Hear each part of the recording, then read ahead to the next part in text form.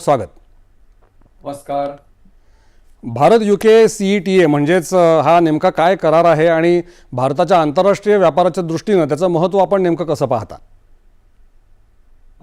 पहिली गोष्ट म्हणजे हा अतिशय ऐतिहासिक असा करार या दोन राष्ट्रांमध्ये झालेला आहे. याची सुरुवात ही मे 2021 ला त्याची रचना केली गेली त्यावेळेच्या सर्व सरकारांमधल्या यंत्रणेमधनं, आणि 21 पासनं वाटाघाटी करत करत 25 साली फायनली त्याच्या संदर्भामध्ये मूळ करार त्याचा रचला गेला.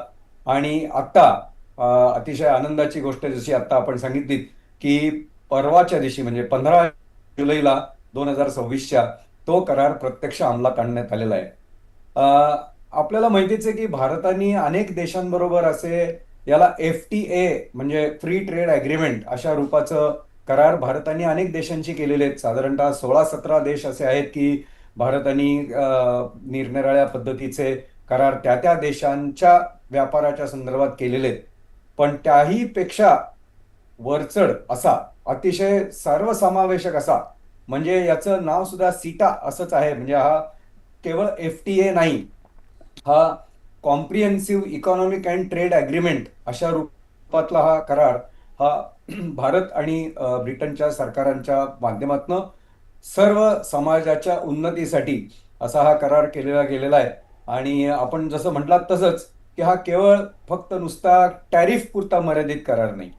हा जो करार आहे हा भारताची अर्थव्यवस्था आणखीन मजबूत कशी केली जाईल या दृष्टीने जी सरकारची जी काय धोरणं आहेत त्या धोरणांच्या उद्दिष्टपूर्तीसाठी केला गेलेला हा करार असं त्याचं टोटल स्वरूप दिसतं.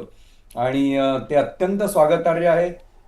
उद्योग व्यवसाय आणि service industry, particularly engineering industry आणि निरनिराळ्या इतर इंडस्ट्रीज, ॲग्रिकल्चर, या सर्व इंडस्ट्रीजना, या सर्व व्यवसायांना अतिशय असा हा धोरणात्मक एक फार उच्च दर्जाचं असं पाऊल भारताने टाकलेलं आहे. आणि त्याचं मी सर्व उद्योजकांच्या वतीने स्वागत करतो. हा करार तर झाला, आता तो लागू सुद्धा झाला आहे. आता लागू झाल्यानंतर त्यावर